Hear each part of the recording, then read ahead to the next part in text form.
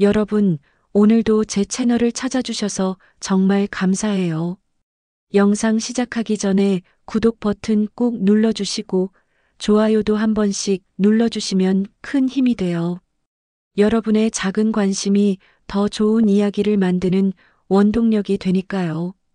그럼 지금부터 한 시어머니의 충격적인 이야기를 들려드릴게요. 내 이름은 김순이야. 68살이지. 남편은 아들 명수가 대학교 2학년 때 교통사고로 세상을 떠났어. 그때부터 나는 혼자서 아들을 키웠지. 식당 주방에서 일하고 옷가게 점원도 하고 건물 청소도 했어. 안 해본 일이 없었어.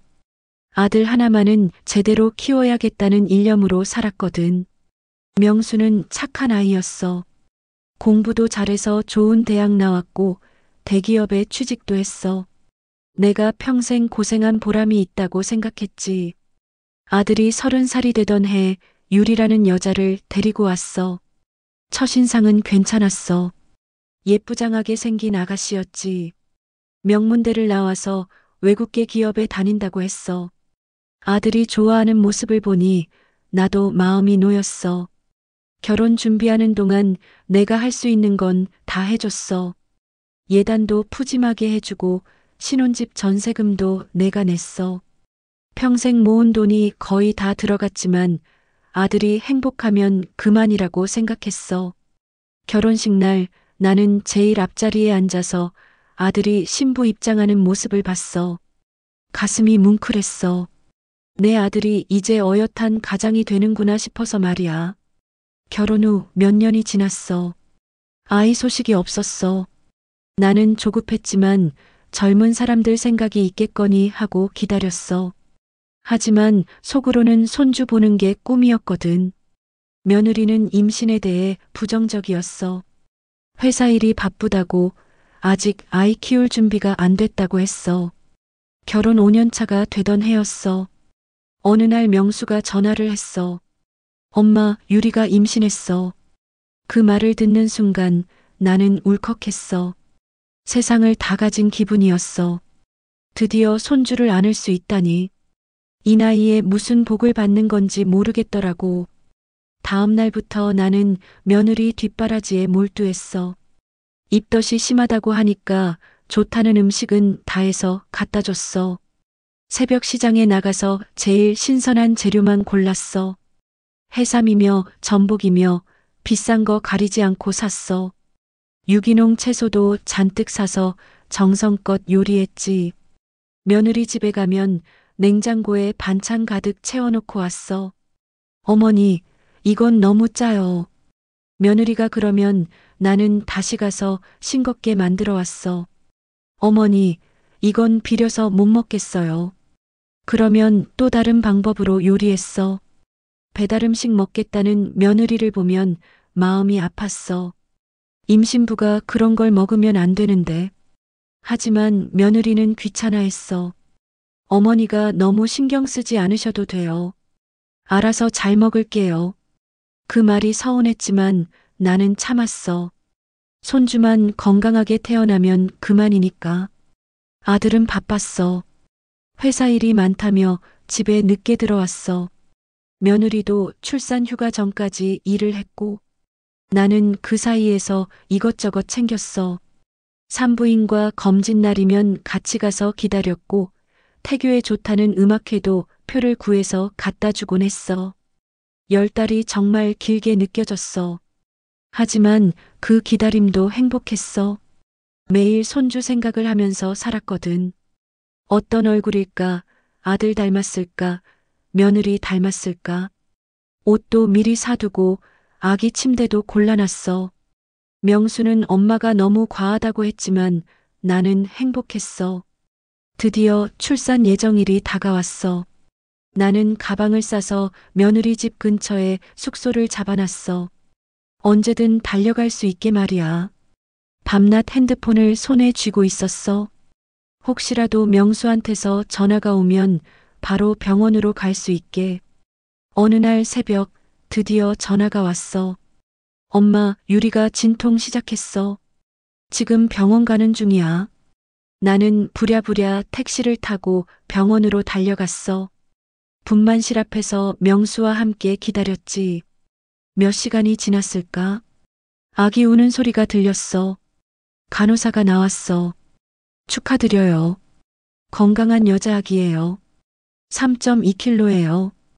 그 말을 듣는 순간 눈물이 펑 터졌어. 손녀야. 내 손녀가 태어났어. 명수도 울먹이며 웃고 있었어. 우리는 서로 얼싸안고 기뻐했어. 잠시 후 아기를 안을 수 있었어. 작고 빨간 얼굴이었어. 눈은 꼭 감고 있었고 작은 손이 움찔거렸어. 세상에서 제일 예쁜 아기였어. 내가 평생 기다린 손주야. 아영이. 아들이 지어준 이름이었어. 참 예쁜 이름이지. 며느리는 힘들어 보였어. 출산이 쉬운 일은 아니니까. 나는 며느리 병실에서 아기를 돌봤어. 기저귀 갈고 분유 먹이고 재우고 한순간도 눈을 떼지 않았어. 내 손주니까. 아들은 회사에 다녀와야 했고 며느리는 몸조리해야 했으니까. 병원에 있는 동안 나는 행복했어. 힘든 줄도 몰랐어. 밤에 아기가 울어도 나는 벌떡 일어나서 안아줬어. 며느리는 잠을 자고 있었고 괜찮아, 할머니가 있어. 아기한테 속삭이며 흔들어 재웠어. 산후조리도 내가 다 챙겼어. 미역국은 최고급 미역으로 끓였어. 제주도에서 직접 공수한 거야. 며느리한테 좋은 건 다 해주고 싶었어. 한약도 지어다 줬어. 보약이었지. 며느리는 고맙다는 말은 잘 안 했지만 나는 신경 안 썼어. 사흘째 되던 날이었어. 아기 정기 검진을 받았어. 소아과 의사가 아기를 살펴보고 있었어. 나는 옆에서 지켜봤지. 의사는 꼼꼼하게 아기를 체크했어. 다 끝나고 나서 의사가 나를 복도로 불렀어. 표정이 좀 이상했어. 송하영 아기 할머니 되시죠? 잠시 드릴 말씀이 있습니다. 네, 선생님. 우리 아영이 어디 안 좋은 데 있나요? 가슴이 철렁했어. 혹시 아기한테 무슨 문제라도 있나 싶어서. 의사는 고개를 저었어. 아, 아기는 아주 건강합니다. 걱정 마세요. 그럼 뭐가 문제인가요? 의사는 조심스럽게 말했어. 아기에게서 아주 드문 유전 형질이 하나 발견되었습니다. 건강에는 전혀 문제가 없는 부분이지만요. 보통은 부모 양쪽 모두에게 해당 유전자가 있어야 발현되는 특징이거든요. 혹시나 해서 산모와 보호자분 의료 기록을 다시 확인해 봤는데 두 분에게서는 해당 형질을 찾아볼 수가 없어서요. 나는 무슨 말인지 이해가 안 갔어. 유전이니 형질이니 어려운 말들만 나오니까 그냥 우리 손주가 특별한가 보다 생각했어. 그런데 의사가 하는 말이 충격적이었어. 혹시 모르니 나중에 기회가 되시면 친자 검사를 한번 받아보시는 게 어떨까 합니다. 친자 검사요. 귀를 의심했어. 우리 아들과 며느리 사이에서 태어난 아기한테 왜 친자 검사를 하라는 거지? 선생님, 지금 무슨 말씀을 하시는 거예요? 우리 아들이랑 며느리 사이에서 난 귀한 아이예요. 그런데 어떻게 그런 끔찍한 말을 하실 수가 있어요? 목소리가 떨렸어. 의사는 당황한 듯 고개를 숙였어. 죄송합니다, 할머니. 제가 괜한 말씀을 드렸나 봅니다. 절대 다른 뜻이 있어서 드린 말씀은 아니고요. 정말 혹시나 병원에서 아이가 뒤바뀌는 그런 일이 있을 수도 있으니까요. 요즘 세상이 워낙 흉흉하지 않습니까? 그냥 잊어버리십시오. 의사는 연신 사과하며 자리를 떴어. 나는 한동안 복도에서 멍하니 서 있었어. 친자 검사. 그 말이 머릿속에서 맴돌았어. 설마 그럴 리가 없어. 우리 아영이는 분명히 명수 자식이야. 의사가 괜한 소리를 한 거야. 하지만 이상하게 마음이 불편했어. 의심이라는 게 씨앗처럼 마음속에 심어진 거야. 아무리 털어내려고 해도 자꾸 신경이 쓰였어. 병실로 돌아왔어. 며느리는 스마트폰을 보고 있었고 명수는 퇴근하고 막 도착했더라고. 나는 애써 태어난 척 말했어. 있잖아. 의사 선생님이 그러는데 혹시 병원에서 아기가 바뀔 수도 있으니까 조심하래. 그냥 하는 소리겠지만 친자 검사라는 말은 빼고 말했어. 그런데 며느리 반응이 이상했어. 어머니, 지금 그게 무슨 말씀이세요? 제정신이세요? 산모한테 할 소리가 있고 못할 소리가 있죠. 지금 저희를 의심하시는 거예요. 갑자기 벌떡 일어나며 소리를 질렀어. 나는 당황했어. 그저 걱정되어서 한 말인데 왜 저렇게 흥분하는 거지? 유리야, 그런 뜻이 아니야. 그냥 병원에서 조심하라고 하니까. 조심은 무슨 조심이요? 어머니, 지금 어머니 말씀은 제 애가 명수 씨 애가 아닐 수도 있다는 거잖아요. 어떻게 그런 끔찍한 생각을 하실 수가 있어요? 며느리는 울먹이기 시작했어. 그때 명수가 끼어들었어. 엄마, 좀 그만해. 유리가 안 그래도 몸조리하느라 힘든데 왜 자꾸 이상한 소리를 해서 사람을 괴롭혀. 병원에서 하는 말을 다 고지고대로 들으면 어떡해. 아들이 며느리 편을 드는 거야. 명수야, 나는 그냥 걱정이 돼서. 걱정은 무슨. 엄마, 요즘 왜 이렇게 이상한 소리를 해? 우리 유리 힘들게 하지 마. 안 그래도 예민한 사람인데. 아들은 며느리 어깨를 감싸 안았어. 며느리는 그 품에 안겨 울었어. 정말 내가 이 집안에 시집와서 무슨 죄를 짓는다고 이런 취급을 받아야 해. 서럽게 우는 며느리를 보니 나는 아무 말도 할 수 없었어. 순식간에 나는 며느리를 괴롭히는 나쁜 시어머니가 된 거야. 아들의 차가운 눈빛이 마음을 아프게 했어. 집으로 돌아오는 길 나는 혼란스러웠어. 정말 내가 잘못 생각한 걸까? 의사가 괜한 말을 해서 나를 혼란스럽게 만든 걸까? 하지만 며느리와 아들의 반응이 너무 과했어. 정말 아무 문제가 없다면 저렇게까지 예민하게 굴 필요가 있을까? 평소 같았으면 어머니도 참 별 걱정을 다 하시네요. 저희 아영이 누가 봐도 명수 씨 판박이인데 이렇게 웃어 넘길 수도 있는 일이었잖아. 근데 왜 저렇게 화를 냈을까? 의심은 점점 커져만 갔어. 그날 밤 나는 한숨도 못 잤어. 다음 날 아침 병원에 갔어. 오늘이 퇴원하는 날이었거든. 일찍 가서 짐 싸는 걸 도와주려고 했어. 근데 병원에 도착하니 며느리 표정이 싸늘했어. 어머니는 왜 이렇게 늦게 오셨어요? 짐 드는 사람도 없어서 명수 씨 혼자 고생했잖아요. 미안하다. 밤에 잠을 좀 설쳐서. 어머니 때문에 저도 한숨도 못 잤어요. 스트레스 받아서 모유도 다 끊기게 생겼다고요. 책임지실 거예요. 며느리는 나를 세우고 있었어. 나는 기가 막혔지만 싸우고 싶지 않았어. 짐을 챙겨 병원을 나서려는데 며느리가 내게 다가왔어. 낮은 목소리로 속삭이는 거야. 참 어머니. 어제 어머니가 하신 말씀 때문에 저 산후우울증 제대로 올 것 같아요. 아무래도 안 되겠어요. 원래는 그냥 집에서 조리하려고 했는데 도저히 이 상태로는 안 되겠네요. 무슨 소리를 하는 거지? 최고급 산후조리원 VVIP 특실로 2주 예약했으니까 오늘 안으로 입금 좀 해주세요. 뭐 산후조리원이라니. 네. 정신적 피해 보상이라고 생각하세요. 그리고 조리원에 있는 동안은 저 찾지 마세요. 어머니 얼굴 보면 스트레스 받아서 몸조리 망칠 것 같으니까. 며느리는 당연하다는 듯이 말하고는 명수가 부른 택시에 올라탔어. 명수는 나한테 눈길 한 번 주지 않고 며느리를 챙겨 차에 태웠어. 나는 병원 앞에 혼자 남겨졌어.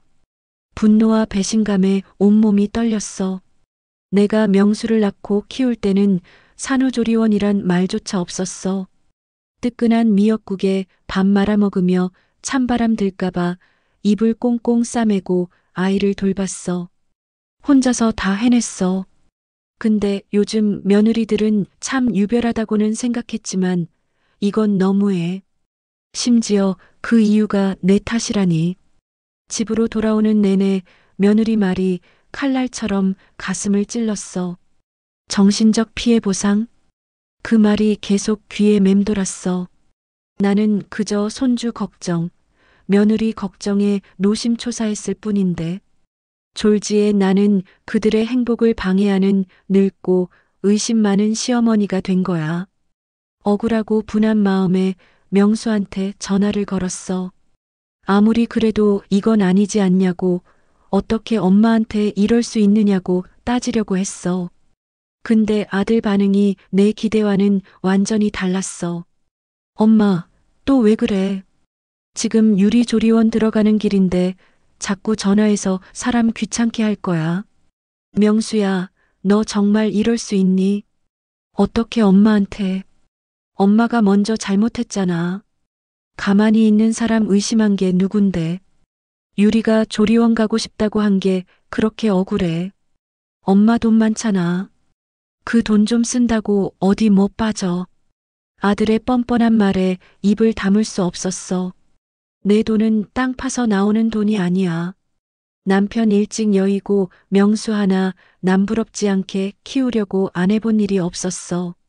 식당 주방일부터 시작해서 옷 장사, 건물 청소까지 험한 일 마다하지 않고 억척같이 살아왔어. 그렇게 모은 피 같은 돈으로 명수 대학 보내고 장가 보내고 번듯한 아파트 전세까지 얻어줬어. 근데 이제 와서 내 아들이라는 작자가 내 돈을 마치 자기 돈인 것처럼 말하는 거야. 가슴이 찢어지는 것 같았어. 그리고 엄마 당분간 우리한테 연락하지 마. 유리가 엄마 목소리만 들어도 스트레스 받는다고 하니까. 손녀 보고 싶어도 좀 참고. 알았지.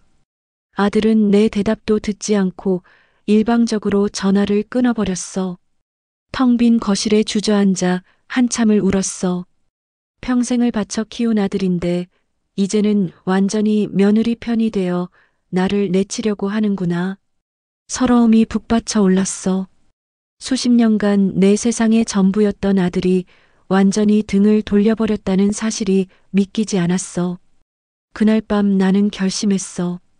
진실을 알아야겠다고. 의사가 그런 말을 한 데는 분명 이유가 있을 거야. 며느리와 아들의 과민한 반응도 뭔가 숨기는 게 있어서 그런 것 같았어. 나는 비밀리에 친자 검사를 받기로 마음먹었어. 문제는 어떻게 아기 샘플을 구하느냐는 거였어. 병원에 있을 때 아기 기저귀를 갈아줬던 게 생각났어. 혹시 병원에 아직 남아있지 않을까? 다음 날 아침 일찍 병원에 갔어. 간호사한테 사정을 설명했어. 저 며칠 전에 손녀가 여기서 태어났는데요. 혹시 신생아실에서 쓴 물건 중에 남은 게 있을까요? 태어날 때 입었던 옷이라든지. 간호사는 이상하다는 표정으로 나를 봤어. 일반적으로는 다 버리는데요. 왜 그러시는데요? 손주 태어난 기념으로 간직하고 싶어서요. 첫 손주라서요. 간호사는 잠시 생각하더니 고개를 끄덕였어. 그럼 잠시만 기다리세요. 확인해 볼게요. 얼마 후 간호사가 작은 비닐봉지를 들고 왔어. 이게 그 아기가 쓰던 베넷 저고리예요. 아직 안 버렸더라고요. 고맙습니다. 정말 고맙습니다. 나는 비닐봉지를 받아들고 병원을 나왔어. 가슴이 두근거렸어. 이제 검사를 받으면 되는 거야. 인터넷으로 친자 검사를 해주는 기관을 찾았어. 생각보다 많았어. 나는 그 중에서 제일 믿을만해 보이는 곳을 골랐어. 전화를 걸었어. 친자 검사를 받고 싶은데요. 어떻게 하면 되나요? 상담원이 친절하게 설명해줬어. 아버지와 아기의 샘플이 필요하다고 했어. 머리카락이나 구강세포 혹은 혈액이면 된다고. 나는 베넷 저고리가 있다고 말했어. 그것도 가능하다고 했어. 아기 DNA가 묻어 있을 거라고. 문제는 아버지 샘플이었어. 명수 머리카락을 어떻게 구하지? 고민하다가 방법을 생각해냈어. 명수 집에 가서 빗이나 면도기를 가져오면 되는 거야. 다행히 나한테 명수 집 비밀번호가 있었어. 며칠 후 명수와 며느리가 조리원에 있는 동안 집에 갔어. 조심스럽게 문을 열고 들어갔어. 집은 텅 비어 있었어. 화장실로 갔어. 명수가 쓰는 빗이 있었어. 거기에 머리카락이 몇 가닥 붙어 있었어. 비닐봉지에 조심스럽게 담았어. 그리고 면도기도 챙겼어. 혹시 몰라서. 샘플을 챙겨서 검사기관에 갔어. 접수를 하고 샘플을 제출했어. 결과는 일주일 후에 나온다고 했어. 그 일주일이 정말 길게 느껴졌어. 밤에 잠도 잘 안 왔어. 만약 정말로 아기가 명수 자식이 아니라면 상상만 해도 끔찍했어. 며느리가 나를 속인 거잖아. 명수도 속인 거고, 나도 속은 거고. 아니야, 그럴 리 없어. 나는 스스로를 다독였어. 일주일이 지났어. 검사기관에서 전화가 왔어. 결과가 나왔으니 방문해 달라고. 나는 떨리는 마음으로 기관을 찾아갔어. 상담원이 봉투를 건넸어. 여기 결과서입니다. 조심스럽게 열어보세요. 봉투를 뜯었어. 결과서를 펼쳤어. 눈에 들어온 글자들. 친자관계 확률 0%. 부정. 세상이 무너지는 기분이었어. 다리에 힘이 풀려 주저앉을 뻔했어. 상담원이 급히 다가와 나를 부축했어. 할머님, 괜찮으세요? 괜찮지 않았어. 아무것도 괜찮지 않았어. 내 손주라고 생각했던 아기가 내 피부치가 아니었어. 며느리가 우리를 속인 거야. 분노가 치밀어 올랐어. 동시에 슬픔도 밀려왔어. 내가 그렇게 기다렸던 손주가 가짜였다니. 집으로 돌아와 소파에 앉았어. 결과서를 멍하니 바라봤어. 이제 어떻게 해야 하지? 명수한테 말해야 하나? 아니면 며느리한테 따져야 하나? 머릿속이 복잡했어. 그때 전화벨이 울렸어. 명수였어. 엄마, 나야. 유리가 조리원에서 나왔어. 이제 집으로 갈 거야. 목소리가 들리니 화가 났어. 너 지금 당장 나 좀 만나자. 엄마, 무슨 일인데? 만나서 얘기할게. 지금 당장. 목소리가 떨렸어. 명수는 뭔가 이상함을 느꼈는지 알았다고 했어. 카페에서 만났어. 명수는 피곤해 보였어. 엄마, 무슨 일이야? 이렇게 급하게 부르면. 나는 가방에서 결과서를 꺼냈어. 테이블 위에 툭 놓았어. 이거 봐. 명수가 결과서를 집어들었어. 내용을 읽더니 얼굴이 하얗게 변했어. 엄마, 이게 뭐야? 이게 무슨 짓이야? 친자 검사야. 내가 아영이 아빠가 아니라는 결과가 나왔어. 명수는 손이 떨리고 있었어. 엄마, 이건 말도 안 돼. 어떻게 엄마가 이런 걸? 말도 안 되는 건 내 와이프 짓이야. 내 와이프가 우리를 속인 거야. 나는 차갑게 말했어. 명수는 고개를 저었어. 아니야, 유리가 그럴 리 없어. 이 검사가 잘못된 거야. 잘못됐을 리 없어. 전문기관에서 한 거야. 확률이 0%야. 완전히 남이라는 거야. 명수는 결과서를 구겨쥐었어. 엄마, 이걸 유리한테 보여줄 거야. 당연하지. 내 와이프한테 따져야지. 명수는 일어섰어. 나도 따라 일어났어. 우리는 며느리가 있는 집으로 갔어. 문을 열고 들어갔어. 며느리는 소파에 앉아 있었어. 어머니, 왜 오셨어요? 며느리는 놀란 표정이었어. 명수가 결과서를 며느리 앞에 던졌어. 이게 뭐야?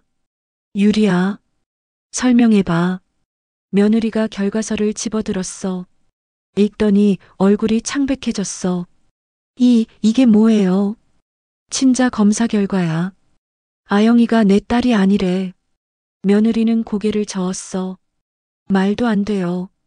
이게 뭔 소리예요? 거짓말하지 마. 차민준이라는 남자 알지? 며느리 얼굴이 더 창백해졌어. 어떻게 그 이름을? 나는 계속했어. 조사했어. 너 그 남자랑 결혼 전부터 만났지? 며느리는 바들바들 떨고 있었어. 아니에요. 그런 거 아니에요. 거짓말 그만해. 증거 다 있어. 나는 가방에서 사진들을 꺼냈어. 사립탐정한테 의뢰해서 받은 거였어. 며느리와 낯선 남자가 다정하게 걷고 있는 사진, 레스토랑에서 식사하는 사진, 리조트에서 찍은 사진들. 며느리는 사진을 보고 주저앉았어. 명수는 믿을 수 없다는 표정으로 사진을 쳐다봤어. 유리야, 이게 정말이야. 이 남자가 누구야? 며느리는 울기 시작했어. 미안해요. 정말 미안해요. 나도 어쩔 수 없었어요. 어쩔 수 없다니. 무슨 소리야?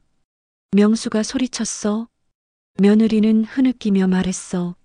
민준 오빠는 제 대학 선배예요. 우리는 오래 사귀었어요.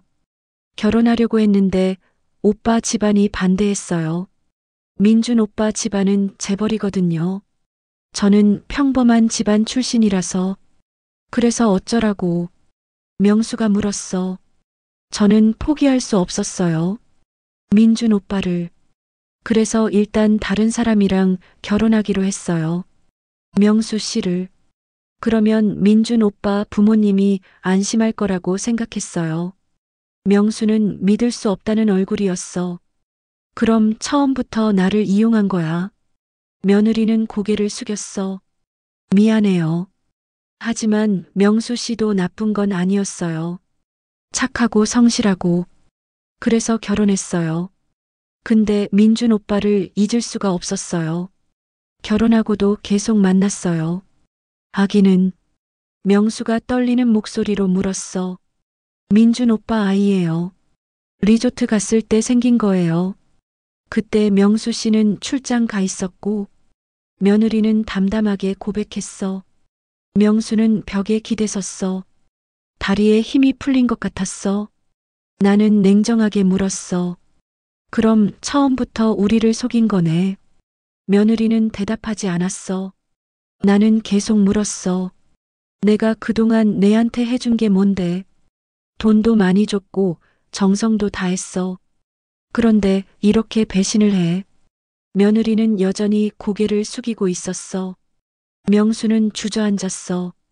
나는 뭐야? 나는 대체 뭐야? 바보였어. 완전히 바보였어. 명수는 자책하고 있었어. 나는 아들이 불쌍했어. 하지만 화도 났어. 넌 왜 진작 눈치채지 못했어? 엄마, 나도 몰랐어. 정말 몰랐어. 이제 어떻게 할 거야? 내가 물었어. 명수는 대답하지 못했어. 나는 며느리를 쳐다봤어. 너 이혼할 거지? 며느리는 고개를 들었어. 눈물 범벅이었지만 눈빛은 날카로웠어. 이혼요? 제가 왜요? 나는 어이가 없었어. 뭐라고? 너 지금 무슨 소리 하는 거야? 저는 이혼할 생각 없어요. 명수 씨랑 잘 살 거예요. 아기도 명수 씨가 키우면 되고요. 며느리는 뻔뻔했어. 명수는 믿을 수 없다는 표정이었어. 내가 지금 무슨 소리를 하는 거야? 현실을 봐요, 명수 씨. 저는 외벌이 남편한테 시집 왔어요. 이 집도, 이 모든 것도 어머니 돈으로 산 거잖아요. 제가 이혼하면 뭐가 남아요? 아무것도 없어요. 그러니까 우리 그냥 잘 살아요. 며느리는 계산적이었어. 나는 분노가 치밀었어. 내가 지금 정신이 있는 거야. 어떻게 그런 말을 할 수 있어? 어머니는 조용히 하세요. 이건 저랑 명수 씨 문제예요. 며느리는 나한테 대들었어. 명수는 고개를 저었어. 안 돼. 나는 못 참아. 이혼할 거야. 이혼하면 명수 씨한테 뭐가 남는데요? 빚만 남을 텐데. 며느리가 말했어. 무슨 소리야? 명수가 물었어. 이 집 전세금 어머니가 내주신 거잖아요. 이혼하면 전세금 반환해야 해요. 그럼 명수 씨는 집도 없고 돈도 없어요. 게다가 제가 위자료 청구하면 명수 씨 파산할 거리요. 며느리는 웃었어. 섬뜩한 웃음이었어. 나는 떨렸어. 이 여자가 처음부터 다 계산하고 있었구나. 명수는 절망적인 표정이었어. 나는 결심했어. 이대로 둘 수 없어. 나는 변호사를 만나기로 했어. 이 상황을 법적으로 해결해야겠다고 생각했어. 다음 날 유명한 가사 전문 변호사 사무실을 찾아갔어. 박지훈 변호사였어. 40대 초반에 차분해 보이는 여자였어. 상황을 설명했어. 변호사는 고개를 끄덕이며 들었어. 할머님, 일단 친자 검사 결과가 확실하니까 혼인 무효 소송을 할 수 있어요. 며느리가 사기 결혼을 한 거니까요. 그리고 그동안 할머님이 지원해 주신 돈들도 부당이득 반환 청구를 할 수 있고요. 정말요? 그럼 내 돈 돌려받을 수 있나요? 네, 가능해요. 다만 증거가 충분해야 해요. 송금 내역, 문자 메시지, 증인 등이 필요해요. 나는 준비했다고 말했어. 은행 거래 내역도 있고 문자도 다 보관했어. 좋아요. 그럼 소송 준비를 시작할게요. 박 변호사는 든든했어. 며칠 후 변호사가 연락을 해왔어. 할머님, 며느리분에 대해 좀 더 조사를 해봤어요. 흥미로운 사실이 나왔어요. 뭔데요? 며느리분이 그 남자 차민준이랑 아직도 연락하고 지내요. 통화 기록이랑 문자 메시지도 확보했어요. 나는 놀랐어. 결혼하고도 계속 연락했다는 거야. 네. 심지어 아기 낳고 산후조리원에 있을 때도 그 남자가 병문안을 왔더라고요. 나는 기가 막혔어. 내가 산후조리원 비용까지 대주면서 그 여자를 보냈는데 그 시간에 내 연남을 만나고 있었던 거야. 박 변호사는 계속 말했어. 더 있어요. 며느리분이 SNS에 올린 사진들이 있는데 전부 명품이랑 고급 레스토랑이에요. 할머님이 주신 돈으로 사치를 부린 거죠. 모아서 보여드릴게요. 며칠 후 박 변호사가 두꺼운 파일을 들고 왔어. 여기 모든 증거가 있어요. 이 정도면 소송에서 이길 수 있어요. 파일을 펼쳐봤어. 며느리의 SNS 사진들이 가득했어. 명품 가방, 비싼 옷, 고급 레스토랑. 산후 우울증으로 고생한다며 내 돈을 받아갔는데 실제로는 사치를 부리고 있었던 거야. 분노가 치밀었어. 박 변호사가 말했어. 할머님, 이제 아드님을 설득해야 해요. 소송을 진행하려면 아드님 동의가 필요해요. 혼인 무효는 당사자가 청구해야 하니까요. 명수를 만났어. 카페에서 만났는데 아들은 많이 야위어 있었어. 엄마, 명수야, 엄마가 변호사랑 상담했어. 이제 법적으로 해결할 거야. 명수는 고개를 저었어. 엄마, 나는 아직 생각 중이야. 뭘 생각해? 당장 이혼해야지. 그게 쉬운 일이 아니잖아. 아영이도 있고. 아영이는 내 딸이 아니야. 그래도 지금까지 내 딸로 알고 키웠잖아. 나는 답답했어. 명수야, 정신 차려.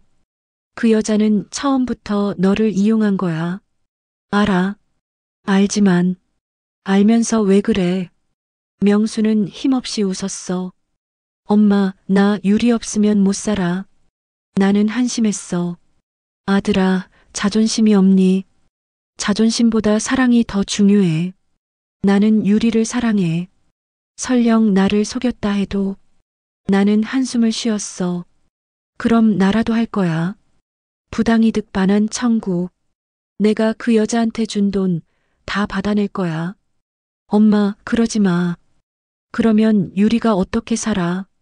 내가 걱정할 일이 아니야. 나는 단호했어. 명수는 애원했어. 엄마, 제발. 안 돼. 이미 결정했어. 나는 자리에서 일어났어. 명수는 고개를 떨구고 있었어. 나는 아들이 안쓰러웠지만 이대로 둘 수는 없었어. 박 변호사한테 연락했어. 진행하세요. 소송 준비를 시작할게요. 며칠 후 며느리한테 내용 증명이 갔어. 부당이득 반환 청구 예고 통지였어. 며느리한테서 전화가 왔어. 어머니, 이게 무슨 짓이에요? 내 돈 돌려받는 거야. 당연한 거 아니야. 어머니, 저희는 가족이잖아요. 가족은 무슨, 너는 처음부터 우리를 속였어. 가족이 아니야. 어머니, 전화를 끊었어. 며느리한테서 문자가 왔어. 협박하는 내용이었어. 이러시면 명수 씨가 힘들어해요. 어머니도 아들 생각은 안 하세요. 나는 답장하지 않았어. 박 변호사가 본격적으로 소송 준비를 시작했어. 증거를 정리하고 소장을 작성했어. 며느리 측에서도 변호사를 선임한 것 같았어. 법적 싸움이 시작된 거야. 나는 각오했어. 끝까지 갈 거야. 내 돈을 되찾을 때까지. 한편으로는 아들이 걱정됐어. 명수는 요즘 회사도 제대로 못 다니고 있다고 했어. 스트레스로 우울증 약을 먹는다고. 나도 마음이 아팠어. 하지만 이건 넘어갈 수 없는 일이었어. 며느리가 너무 큰 죄를 지었어.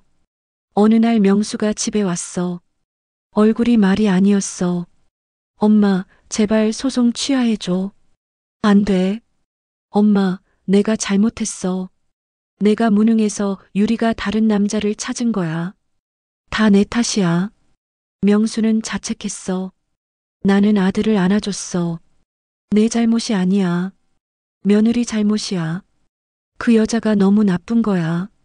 하지만 엄마, 나는 유리를 용서하고 싶어. 나는 아들을 떼어냈어. 너는 용서해도 돼. 하지만 나는 안 돼. 내가 준 돈은 내가 받아야 해. 엄마, 더 이상 말하지 마. 나는 단호했어. 명수는 돌아갔어. 그날 밤 나는 많이 울었어. 아들과 나 사이에 금이 간 것 같아서 슬펐어. 하지만 어쩔 수 없었어. 이건 원칙의 문제였으니까. 소송이 본격화됐어. 박 변호사는 완벽하게 준비했어. 친자 검사 결과, 탐정 보고서, 은행 거래 내역, SNS 증거, 모든 것이 갖춰져 있었어. 반면 며느리 측 변호사는 우리 주장을 반박하기 위해 온갖 핑계를 댔어. 첫 번째 재판 날이 왔어. 나는 떨리는 마음으로 법정에 갔어. 생전 처음 가본 법정이었어. 차갑고 엄숙한 분위기였어. 며느리도 와 있었어. 얼굴이 창백했지만 여전히 오만해 보였어. 명수도 있었어. 아들은 나를 쳐다보지 않았어. 재판이 시작됐어. 박 변호사가 우리 주장을 펼쳤어. 원고는 피고에게 수년간 막대한 금액을 지원했습니다. 전세금, 생활비, 산후조리원 비용 등 총 2억 원에 달합니다. 그러나 피고는 원고 아들의 자녀가 아닌 다른 남자의 자녀를 출산했습니다. 이는 명백한 사기입니다. 법정이 웅성거렸어. 며느리 측 변호사가 일어섰어. 재판장님, 원고의 주장은 과장되어 있습니다. 피고는 원고 아들과 정상적인 혼인 관계를 유지하고 있으며 친자 관계 여부와 재산 지원은 별개의 문제입니다. 박 변호사가 반박했어. 피고는 혼인 전부터 다른 남성과 부적절한 관계를 유지했습니다. 이는 혼인 의사가 없었음을 증명합니다. 사기 결혼입니다. 증거를 제출하겠습니다. 박 변호사는 사진들을 제출했어. 며느리와 차민준의 사진들. 며느리 얼굴이 붉어졌어. 며느리 측 변호사가 항변했어. 이 사진들은 혼인 전의 것들입니다. 당시 피고는 자유로운 신분이었고 누구를 만나든 문제없습니다. 박 변호사가 웃었어. 혼인 후의 사진도 있습니다. 이건 어떻게 설명하시겠습니까? 새로운 사진들이 제출됐어. 며느리가 산후조리원에서 나온 후 차민준과 만난 사진들. 법정이 다시 웅성거렸어. 며느리는 고개를 숙였어. 재판장이 물었어. 피고, 이 사진에 대해 해명하시겠습니까? 며느리는 떨리는 목소리로 말했어. 그건. 며느리는 말을 잇지 못했어. 박 변호사가 계속했어. 또한 피고는 원고가 제공한 자금으로 사치 생활을 했습니다. SNS 게시물이 이를 증명합니다. 며느리의 SNS 사진들이 화면에 떴어. 명품, 고급 레스토랑, 해외여행. 재판장이 눈썹을 찌푸렸어. 피고는 산후우울증으로 고통받고 있다며 원고에게 산후조리원 비용을 요구했습니다. 그러나 실제로는 이런 사치 생활을 하고 있었습니다. 이는 명백한 기망 행위입니다. 며느리는 변명하지 못했어. 재판은 우리 쪽에 유리하게 진행됐어. 며느리 측은 제대로 된 반박을 못했어. 하지만 재판은 한 번으로 끝나지 않았어. 여러 번의 공판이 이어졌어. 매번 법정에 가는 게 힘들었지만 나는 포기하지 않았어. 두 번째 재판에서 며느리 측이 새로운 주장을 폈어. 원고는 피고를 정신적으로 학대했습니다. 끊임없이 간섭하고 통제하려 했습니다. 피고는 이에 극심한 스트레스를 받았고 이것이 다른 남성을 찾게 된 원인입니다. 나는 화가 났어. 내가 언제 며느리를 학대했어. 나는 정성을 다했는데. 박 변호사가 나를 진정시켰어. 괜찮아요. 저들이 궁지에 몰리니까 억지 주장을 하는 거예요. 증거가 없으면 소용없어요. 박 변호사 말이 맞았어. 며느리 측은 학대 증거를 제시하지 못했어. 오히려 내가 며느리한테 보낸 따뜻한 문자 메시지들이 증거로 제출됐어. 며느리야, 오늘 날씨가 추우니 따뜻하게 입고 다녀. 손주 위에서 건강 잘 챙겨. 이런 내용들. 재판장이 며느리 측 변호사를 쳐다봤어. 이것이 학대입니까? 며느리 측 변호사는 말문이 막혔어. 세 번째 재판에서는 명수가 증인으로 나왔어. 아들을 증인석에서 보는 게 가슴 아팠어. 박 변호사가 명수에게 물었어. 증인은 피고와의 혼인 생활이 행복했습니까? 명수는 잠시 침묵하다가 대답했어. 행복했습니다. 진심으로. 하지만 지금은 아닙니다. 피고가 증인을 속인 사실을 알고 있습니까? 네, 알고 있습니다. 어떻게 느끼십니까? 배신감을 느낍니다. 동시에 제 자신이 한심합니다. 명수는 울먹였어.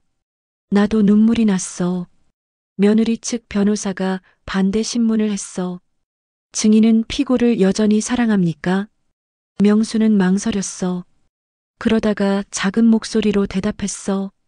사랑합니다. 법정이 술렁거렸어. 나는 놀랐어. 아직도 며느리를 사랑한다니.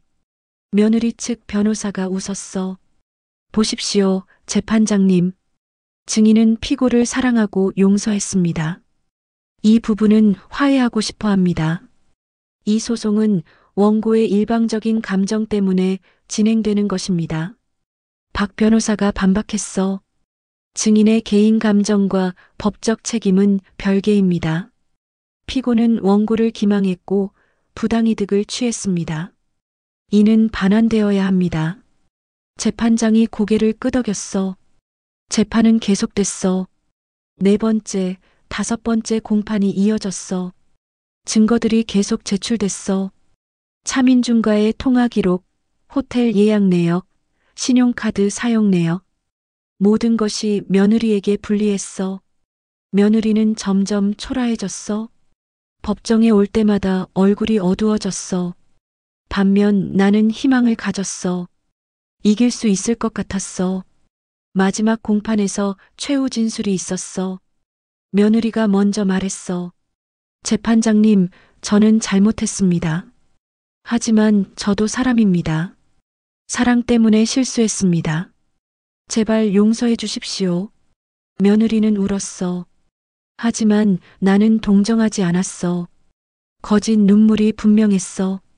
내 차례가 왔어. 나는 떨리는 목소리로 말했어. 재판장님, 저는 평생을 억척같이 살아왔습니다. 남편 일찍 여의고 아들 혼자 키우느라 고생했습니다. 그렇게 모은 돈을 며느리한테 아낌없이 줬습니다. 손주 때문이었습니다. 하지만 며느리는 저를, 우리 가족을 속였습니다. 손주는 제 핏줄이 아니었습니다. 며느리는 처음부터 우리를 이용할 생각이었습니다. 이건 용서할 수 없는 일입니다. 제 돈을 돌려받고 싶습니다. 그것이 정의입니다. 나는 울먹였어. 재판장이 말했어. 판결은 2주 후에 선고하겠습니다. 재판이 끝났어. 나는 법정을 나섰어. 박 변호사가 말했어. 잘하셨어요. 이길 거예요. 나는 고개를 끄덕였어. 2주가 정말 길게 느껴졌어. 매일 조바심이 났어. 판결이 어떻게 나올까? 시간은 계속 흘렀어. 손자는 무럭무럭 자랐어. 유치원에 다니기 시작했어. 명수는 회사에서 임원이 됐어. 수지는 여전히 학교에서 아이들을 가르쳤어. 우리 가족은 평화로웠어. 행복했어. 나도 나이가 들었어. 이제 70이 넘었지. 건강은 괜찮았어. 여전히 혼자 살면서 잘 지냈어. 가끔 명순의 집에 놀러 가고 가끔 수진이 찾아오고 손주 보는 게 제일 즐거웠어. 어느 날 편지 한 통이 왔어. 전 며느리 유리한테서였어. 오랜만에 받는 편지였어. 어머니, 그동안 안녕하셨는지요? 저는 아영이와 함께 잘 지내고 있습니다. 아영이도 이제 초등학교에 들어갔어요. 건강하게 잘 자라고 있습니다. 그동안 제 잘못에 대해 많이 반성했습니다. 어머니와 명수 씨께 큰 상처를 드렸습니다. 변명의 여지가 없습니다. 다만 한 가지 말씀드리고 싶은 것은 제가 정말로 후회하고 있다는 것입니다. 매일 아영이를 보며 제 죄를 되새깁니다. 아영이에게는 좋은 엄마가 되려고 노력하고 있습니다. 언젠가 용서받을 수 있기를 소망합니다. 편지를 읽으며 복잡한 심정이었어. 유리도 변했을까? 진심으로 반성하고 있을까? 알 수 없었어. 하지만 시간이 많이 흘렀어. 이제는 분노보다는 연민이 들었어. 유리도 사람이니까 실수할 수 있지. 물론 용서는 쉽지 않아. 하지만 마음 한구석이 조금 풀리는 것 같았어. 명수한테 편지 얘기를 했어. 엄마, 유리한테서 편지 왔어. 응, 나도 받았어. 어떻게 할 거야? 모르겠어. 아직은 만나고 싶지 않아. 명수도 아직 마음 정리가 안 된 것 같았어. 수진이 말했어. 어머니, 언젠가는 용서하실 수 있을 거예요. 시간이 해결해 줄 거예요. 수진은 현명했어. 그래, 시간이 필요해. 나는 고개를 끄덕였어. 몇 년이 더 지났어. 손자는 초등학교를 졸업하고 중학생이 됐어. 어느 날 손자가 물었어. 할머니, 저한테 누나가 있었대요. 정말이에요. 나는 놀랐어. 명수한테 들었니? 아니요. 친구가 그러는데 아빠가 전에 결혼했었대요. 그래서 이복 누나가 있대요. 손자는 궁금해했어. 나는 명수를 쳐다봤어. 명수가 손자를 안았어. 그래, 아빠가 전에 결혼했었어. 그리고 아영이라는 애가 있어. 하지만 이제는 만나지 않아. 왜요? 복잡한 사정이 있단다. 나중에 크면 얘기해 줄게. 손자는 고개를 끄덕였어. 그날 밤 나는 생각했어. 아영이도 이제 컸겠지. 중학생쯤 됐을 거야. 어떻게 지내고 있을까? 유리는 아영이한테 진실을 말했을까? 궁금했어. 며칠 후 유리한테서 다시 편지가 왔어. 어머니, 아영이가 진실을 알게 됐습니다. 제가 직접 얘기했어요. 아영이는 충격을 받았지만 이해해 주려고 노력하고 있습니다. 아영이가 할머니를 만나고 싶어 합니다. 명수 씨도요. 가능하실까요? 저는 욕심 부리지 않겠습니다. 다만 아영이의 소원이라서요. 나는 명수에게 편지를 보여줬어. 엄마 생각은 어때? 나는 모르겠어. 내 생각은. 명수는 한참을 생각하더니 말했어. 만나봐도 될 것 같아. 아영이는 죄가 없잖아. 그 애도 피해자야. 명수 말이 맞았어. 아영이는 죄가 없어. 수진도 동의했어. 어머니, 한번 만나보세요. 아영이도 할머니가 필요할 거예요. 나는 결심했어. 만나보자. 약속을 잡았어. 공원에서 만나기로 했어. 그날 나는 떨렸어. 오랜만에 보는 아영이. 어떻게 컸을까? 공원에 갔어. 벤치에 앉아 기다렸어. 멀리서 유리와 아영이가 걸어왔어. 유리는 많이 변해 있었어. 수수한 옷차림이었고 화장기 없는 얼굴이었어. 아영이는 키가 많이 컸어. 예쁜 소녀가 되어 있었어. 할머니. 아영이가 나를 불렀어. 가슴이 뭉클했어. 아영아. 오랜만이구나. 아영이는 눈물을 글썽였어. 할머니, 저 기억나세요? 당연하지. 할머니가 어떻게 있겠니? 나는 아영이를 안아줬어. 아영이는 내 품에서 울었어. 유리는 조금 떨어져서 서 있었어. 어머니, 오랜만입니다. 그래. 잘 지냈니? 네. 아영이 덕분에 잘 지냈습니다. 유리는 조심스러웠어. 우리는 벤치에 앉았어. 아영이와 이야기를 나눴어. 학교 생활, 친구들, 취미. 많은 얘기를 했어. 아영이는 밝은 아이였어. 엄마한테서 진실을 들었을 때 힘들었지만 이제는 괜찮대? 할머니, 저는 할머니가 좋아요. 어렸을 때 할머니가 저를 많이 안아주셨잖아요. 기억나요? 나는 눈물이 났어. 그래, 할머니도 기억나. 유리가 조심스럽게 말했어. 어머니, 정말 죄송합니다. 제가 저지른 일은 용서받을 수 없습니다. 다만 아영이만큼은 행복하게 키우고 싶습니다. 나는 유리를 쳐다봤어. 오랜 시간이 흘렀어. 분노는 많이 사라졌어. 유리야, 나도 이제 나이가 들었어. 미워하며 사는 게 힘들더라. 너도 반성하고 있는 것 같고. 아영이를 위해서라도 이제는 화해하자. 유리는 놀란 표정이었어. 어머니, 정말이요? 응. 다 용서할 수는 없어. 하지만 미워하지는 않을게. 유리는 눈물을 흘렸어. 감사합니다, 어머니. 정말 감사합니다. 아영이도 울었어. 할머니, 고마워요. 우리는 한참을 그렇게 있었어. 그날 이후로 가끔 아영이를 만났어. 명수도 아영이를 만나기 시작했어. 어색했지만 조금씩 가까워졌어. 아영이는 동생도 만나고 싶어 했어. 명수와 수진이 허락했어. 어느 주말 우리 집에 다 모였어. 명순의 식구, 유리와 아영이 모두 함께 식사를 했어. 처음에는 어색했지만 점점 편해졌어. 손자와 아영이는 금방 친해졌어. 누나. 응. 우리 같이 놀자.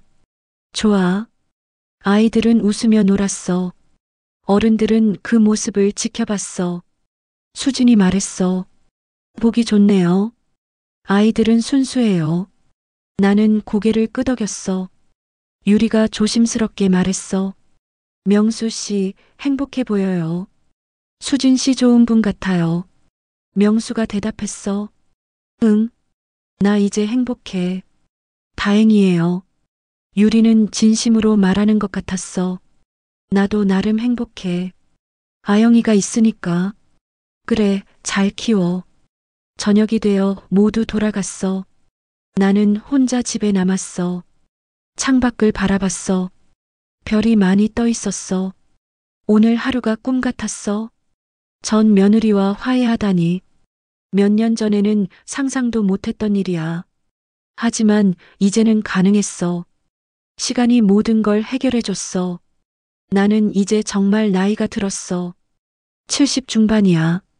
언제 어떻게 될지 모르는 나이지. 하지만 후회는 없어. 명수도 행복하고 손주도 있고 아영이와도 화해했어. 수진이라는 좋은 며느리도 얻었어. 내 인생은 성공한 거야.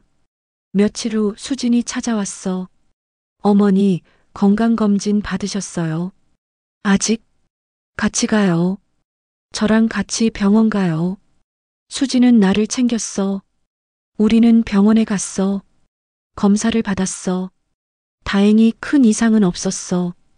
의사가 말했어. 건강하십니다. 계속 이렇게 유지하세요. 집으로 돌아오는 길에 수진이 말했어.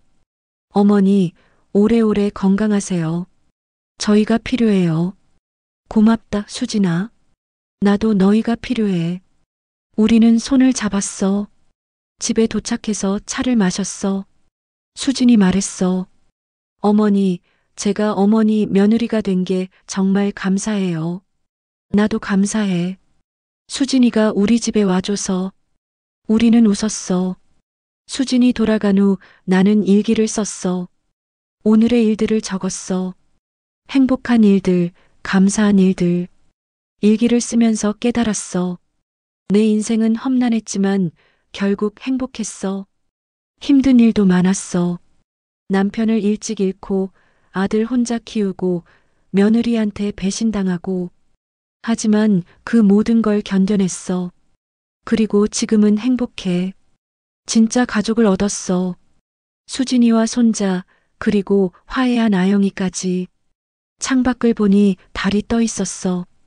밝은 달이었어. 나는 달을 보며 생각했어. 남편 여보, 나 잘 살았지. 우리 아들 잘 키웠지. 손주도 봤어. 이제 여한이 없어. 남편이 하늘에서 나를 지켜보고 있을 것 같았어. 나는 미소를 지었어. 앞으로도 건강하게 살아야겠어. 손주가 크는 걸 봐야지. 아영이도 잘 크는 걸 봐야지. 수진이도 더 오래 봐야지. 명수도 계속 행복하게 해줘야지. 할 일이 많아. 나는 아직 필요한 사람이야. 그날 밤 나는 편안하게 잠들었어.